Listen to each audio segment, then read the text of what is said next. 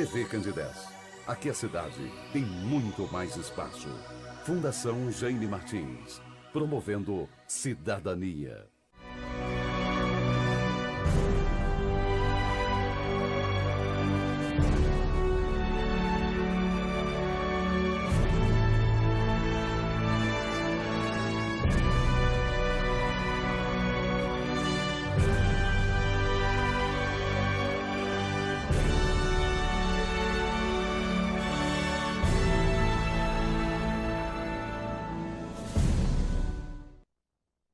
Olá, caros amigos que agora acompanham a programação da TV Candidez. Estamos iniciando mais um programa Espírita Nova Era, uma realização da AME, Aliança Municipal Espírita de Divinópolis. E como já é de conhecimento de todos vocês, o nosso programa tem o objetivo de levar ao encontro de todos as diretrizes da doutrina espírita, a proposta educativa da doutrina dos espíritos para as nossas vidas. E é com muita alegria que na manhã de hoje nós vamos conversar acerca de um tema muito palpitante, muito chamativo para todos nós, que é o tema mediunidade, um dos pilares da nossa doutrina. E para estar conversando conosco sobre esse tema, nós convidamos o nosso amigo Evaldo Santana, que já esteve presente em nosso programa, já é conhecido pela maioria de nós, né? E veio falar com a gente, conversar sobre o tema mediunidade. Bom dia, Evaldo. Bom dia, seja bem-vindo. Bom dia, telespectadores. A primeira pergunta não poderia ser diferente dentro desse tema mediunidade. O que é mediunidade? Então, é de grande importância a gente buscar ter essa troca de experiências a respeito da fundamentação que Kardec traz para nós. Até porque é muito importante a gente desmistificar esses tabus que existem dentro de um tema tão grandioso. Sim. E que a doutrina espírita, ela esclarece com tamanha propriedade, né? Então nós vamos buscar, nessa troca de ideias, buscar a seiva do que realmente é a faculdade mediúnica. Vamos diretamente lá no Livro dos Médiuns, que faz parte desse Pentateuco espírita e que traz para nós um conhecimento realmente coerente com a prática da mediunidade, coerente com os princípios ali relatados, né? E tão bem trabalhados por Allan Kardec. Vamos buscar então lá no Livro dos Médiuns, quando vai falar para nós que a mediunidade, ela é uma faculdade inerente à espécie humana e que faculta então a partir daí a comunicação existente entre os dois planos da vida, o plano físico e o plano espiritual. Né? É faculdade inerente como a visão, é uma faculdade inerente à condição humana como a audição também. Então, a gente vai perceber que a mediunidade ela é uma faculdade psíquica que os médiuns a possuem em maior ou menor grau, né, de trabalho, de uso. Então, ela é uma faculdade mais ou menos intensa, variando de médium para médium. E o que seria o médium dentro desse contexto? O médium, segundo a gente vai buscar lá no Livro dos Médiuns mesmo, né, no capítulo 14, parece, vai colocar que é toda pessoa que sente num grau qualquer a influência dos espíritos. Então, a mediunidade nesse inteirinho, ela aparece como o meio de entrar em contato com as almas que já viveram na Terra. E os médiuns, essas pessoas que sentem num grau qualquer, num grau mais intenso ou menos intenso, a influência dos espíritos, eles são os elos de ligação, eles são os intermediários, os medianeiros, para que o processo da mediunidade ele possa se estabelecer. Pois é. E existe alguns sinais que a pessoa pode apresentar que indicam que ela é uma médium? Por exemplo, alguns sinais que ela vai apresentando, que muitas vezes ela nem sabe compreender muito bem, mas que ela vai sentindo e aquilo é uma indicação que ela é uma médium.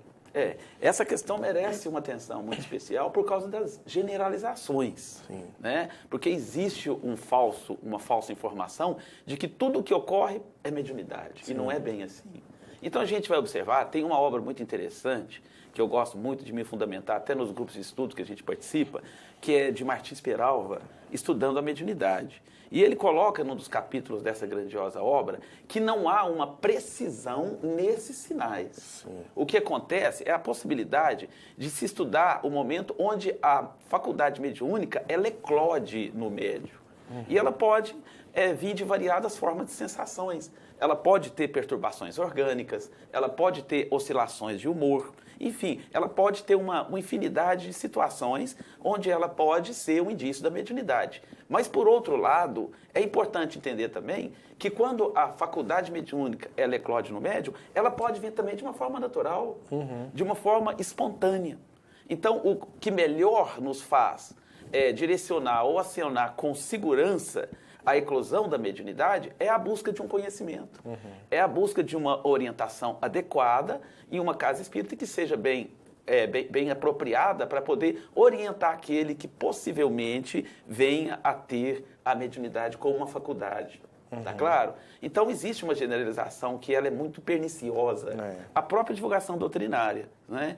Então, o papel da casa espírita ela está se sempre atualizando, se informando com o conhecimento espírita para poder orientar realmente aquele que realmente seja portador da faculdade mediúnica, para poder esclarecer sobre a eclosão da mediunidade, que pode vir de variadas formas. Inclusive, é muito arriscado a gente poder classificar ou categorizar um determinado sinal, uma determinada manifestação como sendo fruto da mediunidade, porque existem alguns distúrbios psíquicos até, né, Valdo? Exatamente, que pode ser confundidos. É verdade. A histeria, como por exemplo, Isso. Às vezes são fenômenos, são sintomas iguais, mas que na verdade têm as categorizações totalmente diferenciadas. Então, a gente tem que buscar compreender Kardec, porque Kardec, diante de todas essas sintomatologias, que têm algumas semelhanças, Kardec deixa bem claro a distinção existente entre a mediunidade e outros processos psíquicos da mente. Tá claro? Com certeza. Agora, só existem médiuns espíritas ou a gente pode encontrá-los em outras religiões? Você um pouco já respondeu que ela é uma coisa inerente, mas é muito comum as pessoas confundir mediunidade atrelando ao espiritismo, à doutrina espírita, ou até mesmo a cultos afrodescendentes, mas extrapola esses limites das doutrinas, né, Valdo? Claro, porque se a gente analisar até antropologicamente, a mediunidade ela existe e ela é fruto de todos os tempos. Ela acompanha a evolução da espécie humana, certo? Você vai observar muito bem, por exemplo, Herculano Pires, quando ele vai falar sobre a questão do fenômeno mediúnico, ele já existia no meio dos hindus, ele já existia no meio dos Vedas, no meio dos judeus. E nós vamos ter acesso também aí ao Antigo Testamento, onde os fenômenos mediúnicos, eles tinham uma ocorrência natural e progressiva. Tá claro? Agora, a gente vai ver, então, que a mediunidade ela é fruto de todos os tempos. Ela está na Terra desde o momento que o homem aparece. Os fenômenos mediúnicos, eles estão lavrados, eles estão concatenados na história da humanidade e, na medida que evolui o pensamento, sempre existiram essa relação do homem consagrado de uma forma mais ostensiva ou de uma forma menos ostensiva. Agora, então, na realidade, aonde que está o médium dentro desse contexto geral? Dentro desse processo antropológico, dentro desse processo histórico? O médium está em meio à sociedade. Sim. Ele está em todos os tempos. E ele não é privilégio e nem criação do espiritismo. É interessante que, certa feita, eu vi uma pessoa comentando, falou assim, essa questão de médium, de mediunidade, é criação do espiritismo. Quem dera se o espiritismo tivesse condições de criar algo tão fabuloso, algo tão sagrado, algo tão divino, não é? Mas, na verdade, então, a gente vai ver que os médiuns, eles não são exclusividades e nem são patrimônio do espiritismo. Os médiuns, eles independem de idade, de gênero, de sexo, de segmento religioso, eles estão em toda parte. Sim. Muito embora, nos horizontes tribais, nos horizontes culturais da evolução da história do pensamento humano, a gente vai ver esse médium, ele ser tratado de diferentes formas. Porque ele já foi exclusivo das aldeias tribais. Aquele que curava, aquele que tinha poderes magnéticos, que talvez nem conhecia. Né? Eles eram idolatrados. Agora, hoje, com a busca desse esclarecimento doutrinário que os espíritos nos trazem, tudo isso perdeu na história. Porque o médium hoje, o que ele é? Ele não é um ser exclusivo. Ele não é um profeta. Ele não é um Messias. Ele não deve assumir esse papel. O médium é uma pessoa igual toda pessoa qualquer. Geralmente até mais compromissado. Mais né? compromissado, enquanto espírito reencarnante, com certeza. Emmanuel fala isso mesmo, né? No livro intitulado de Emmanuel. Quem são os médiuns? São, na sua grande maioria, espíritos falidos em existências interiores. Então, a mediunidade, como uma ferramenta, ela foi concedida a título de empréstimo e para fazer ou aprimoramento desse ser ou não. Porque a mediunidade em si ela é neutra. Ela é neutra. O uso é facultativo dependendo do que o médium vai fazer dela. Sim. Não é? A mediunidade em si ela não é boa nem é má. É o uso que eu vou fazer na apropriação dela é que vai fazer com que eu possa me elevar ou eu possa decair na minha evolução. Assim como a inteligência. A inteligência é uma faculdade neutra, não é boa nem má. Você Não, faz o bom uso da inteligência de acordo com as suas predisposições morais. Isso. Né, e o médium, né, conforme você mesmo solicitou, ele está em todas as religiões e está fora das religiões também. Fora das religiões. Porque ele não está agremiado institucionalmente, não. O médium está em toda parte. Se a faculdade é inerente ao ser humano, ela não escolhe aonde ela vai estar associada. É no segmento social como um todo. Sim. Né? E a gente pode ser médium aonde a gente esteja inserido. Aonde esteja. Você é o medianeiro da espiritualidade. A gente, então, até é interessante que no livro dos médiuns, Allan Kardec coloca assim, raro é aquele que não possui um indício da mediunidade. Raro aquele. Então, dentro dessa generalização, todos nós somos médios. Agora, podemos ser médios das luzes ou das trevas, dependendo do que nós vamos agir com E ostensivos ou não ostensivos. Essas determinações são importantes, porque muita gente fala assim, eu não sou médium, mas todos são médiums. Todos são médios, exatamente. Agora, a ostensividade que já é própria de alguns que já dilataram o fenômeno, né? De uma maneira mais aquilatada. A gente gostaria também de perguntar, Evaldo, porque dentro da abordagem da temática mediunidade, soa muito ao espectador leigo e até mesmo a nós que temos algum conhecimento como sendo algo paranormal, algo que, assim, espetacular, algo maravilhoso, que é dado a algumas pessoas que trazem o dom mediúnico. Pelo que você está dizendo, não é nada paranormal, né, Evaldo? É extremamente natural essas qualidades nossas, né? Embora a ciência ainda tenha esse olhar diante do fenômeno mediúnico de paranormalidade. Sim. Mas quando você vai estudar a mediunidade, segundo a ótica espírita, segundo o trabalho cuidadoso e ardiloso de Allan Kardec, você vai notar que ela não tem nada de sobrenatural, ela tem de natural. Sim. É esse a grande ruptura que nós temos que fazer culturalmente no nosso olhar perante o médium e perante o fenômeno mediúnico, porque ela está em nós também, tá claro? Essa questão de exclusivismo diante daquela pessoa que tem um dom sobrenatural, ela é arcaica. Sim. Ela é equivocada. Para o nosso tempo, ela é equivocada. Porque, na verdade, o Espiritismo, ele inaugurou uma outra era na história da mediunidade. A mediunidade positiva, com Jesus. Isso. E isso traz uma outra agremiação na postura comportamental desse médium, porque ele também não pode incitar nele a vaidade, a presunção, o orgulho, o individualismo. Muito pelo contrário. Se o Espiritismo mostra que o verdadeiro médium, o protótipo ou o modelo de médium está em Jesus, qual que seria a postura do médium nesse sentido? É trabalhar o quê? É a humildade, é trabalhar a simplicidade, é trabalhar o conhecimento diante dessa faculdade, que ela é de ordem divina. Sim. E foi concedido ao médium como instrumento de evolução. Na direção dessa paranormalidade, eu gosto muito de uma fala de Humberto Mariotti, que é um pesquisador espírita argentino, que ele diz que a mediunidade nada mais é do que uma percepção extrasensorial. Sim. Porque os nossos 5 sentidos básicos, eles são muito bem explorados por nós. Só que a mediunidade, como sendo uma percepção extrasensorial, quer dizer, vai além dos sentidos. Uma pessoa que já, de certa forma, aprimorou os sentidos, ou eles estão dilatados, ao ponto de eles perceberem o que a maioria das pessoas não percebem de uma maneira comum.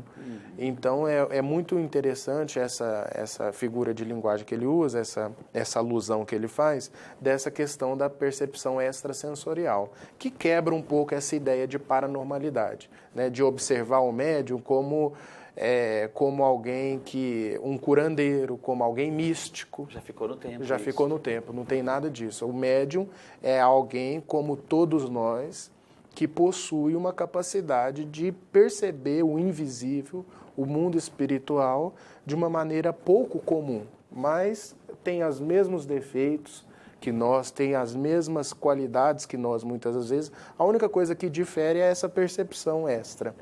Só interessante que eu gostaria de acrescentar é que nós não podemos deixar de mencionar o papel de Allan Kardec enquanto um educador, enquanto um pedagogo, enquanto um pesquisador, porque na realidade ele fez, simbolicamente falando, ele tira o médium do processo do oráculo, que ele era endeusado, era alguém sagrado, e coloca o médium aonde? No meio da sociedade. Ele está na sociedade, espalhado, independente de evolução moral também, porque o médium não é santo, ele é um espírito em aperfeiçoamento. Vale a pena ele prestar atenção no porquê que ele traz essa faculdade, do que ela pode levá-lo, onde ela pode conduzi-lo. Então, essas perguntas inerentes da busca do conhecimento, elas são extremamente necessárias. Porque Allan Kardec, ele tira esse caráter sobrenatural da mediunidade e traz isso através do Livro dos Médiuns, no dia 15 de janeiro de 1861. Ali está o aspecto científico da mediunidade. Porque Allan Kardec submete ao método científico, ao método intuitivo, racional, a experiência mediúnica. Então, o caráter sobrenatural ele vai se diluindo na medida que a sociedade vai tomando o conhecimento desse aspecto. Aliás, quanto mais a humanidade evolui no campo da racionalidade, menos mistificações ela passa a fazer da visão de mundo, né, Evaldo? Exatamente. E o que acontece é que Allan Kardec, o que ele fez não foi criar a mediunidade, como muita gente coloca, e você inclusive falou pra gente. Ele explicou a mediunidade. Ele explicou o fenômeno que já veio desde muito tempo. Né? Desde que o homem é homem, até os povos primitivos, eles tinham a sua percepção, a sua maneira de manifestar o fenômeno mediúnico. Sócrates conversava com o daimon. Exatamente, né? É verdade. Então, em todos os tempos da humanidade, a gente tem relatos de comunicação entre os dois mundos.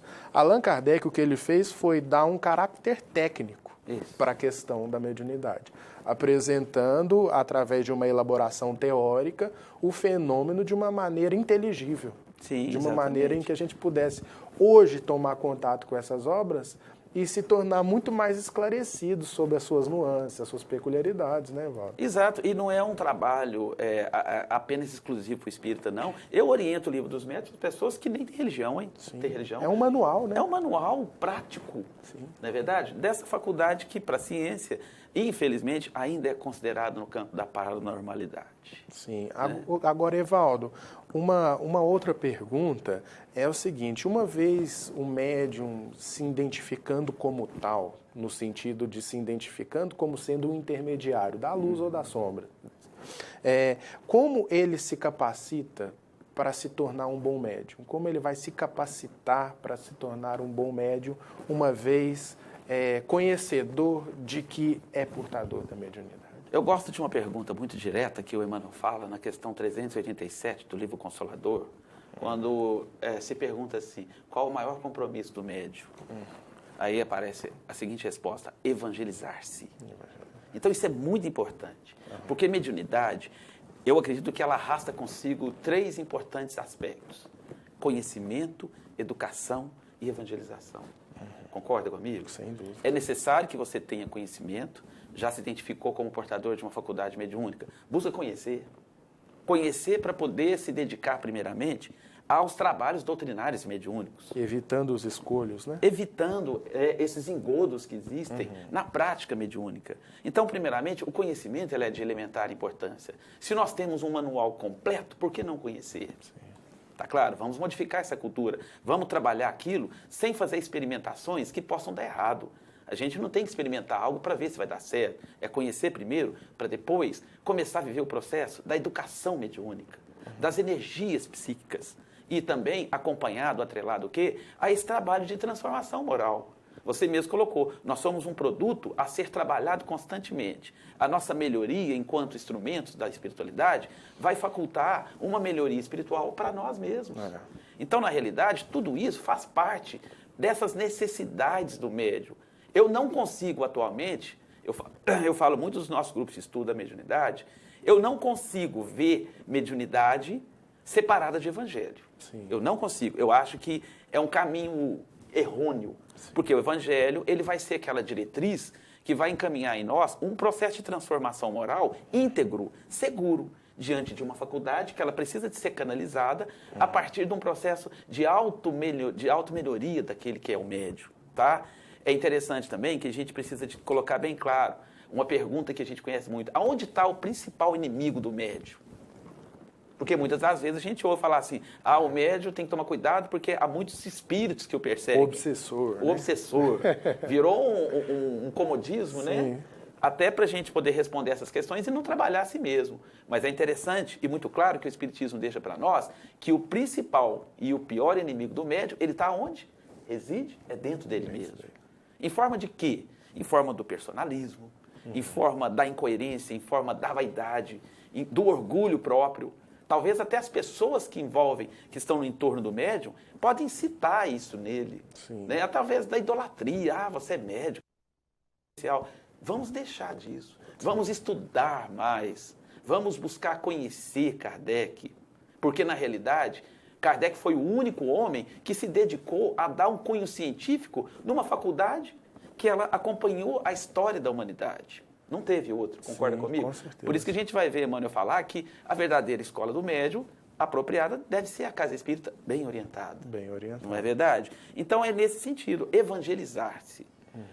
Eu gostei muito dessa pergunta do Consolador, a 387. Porque Emmanuel foi claro e específico. Qual que é a primeira necessidade? Buscar esse processo de autotransformação antes de se dedicar às tarefas doutrinárias e mediúnicas. Isso é muito importante. E uma coisa interessante é que ele no capítulo 20 do Livro dos Médiuns, intitulado A Qualidade dos Médiuns, Allan Kardec faz uma pergunta que diz o seguinte, que se o médium é um bom médium, por que ele vem a errar? Por que ele ainda, a espiritualidade não o protege contra os erros, né? E aí é muito interessante a resposta, que vai contra a questão do nosso orgulho. Fala assim, para que caia nele a noção de infalibilidade. Tá vendo? Né? Diminui. Então, assim, o médium ele precisa, de vez em quando, errar, a fim de que ele possa não se reconhecer infalível. Verdade. E eu lembro de um episódio da vida do Chico, Evaldo, que uma vez uma mãe, com aquelas cartas consoladoras dele, uma mãe percebeu que as informações estavam todas certas e uma data estava errada. Uma data estava errada na carta.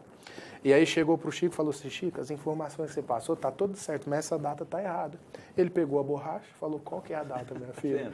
Que simplicidade. Apagou e corrigiu, entregou a carta de novo. Tá vendo? Que experiência a gente extrai dessas situações. A humildade. Né? O médium não é santo. Ele está vivendo um processo de santificação no sentido de trabalhar o seu auto-melhoramento. Mas a humildade é a base, Não tem como sair disso. Qualquer outro arquétipo que a gente começar a alimentar, eu sou algo sobrenatural, eu sou maravilhoso, está indo no caminho da contramão da mediunidade. Essa é a grande questão. No Evangelho segundo o Espiritismo, lá no capítulo 26, me parece que é no item 10, fala assim, que a mediunidade é coisa santa, que deve ser praticada santamente, religiosamente. Achei isso muito adequado para a nossa reflexão. Por quê? Porque tem uma metodologia adequada, tem um trabalho de transformação oral, e nós temos um modelo de médium. Sim. Jesus, gente. Jesus, ele nunca era vaidoso diante dessa capacidade dele. Ele, naturalmente, ele exercia essa condição de médium direto do Pai na Terra. A tua fé te curou. A tua fé te curou. Ele transferia, né, Evaldo? Exatamente, né? Evaldo, a gente gostaria, nesses momentos finais, de te agradecer. Nosso diálogo foi muito importante. Ainda lembrando, né, que um livro do que Emmanuel recomendou para o Chico é aquele Mediunidade e Sintonia. Sim, porque a sintonia é preponderante no exercício mediúnico. E sintonia é sinônimo de vigilância. Exatamente. Orar e vigiar, isso mesmo. Evaldo, a gente te agradece muito esse diálogo gostoso, esse diálogo esclarecedor. Agradecemos também aos nossos telespectadores pela paciência, pela audiência de estarem nos acompanhando na manhã de hoje. Lembrando ainda que na próxima terça estaremos aqui refletindo acerca de outros assuntos doutrinários pertinentes à doutrina espírita. Muita paz e até lá.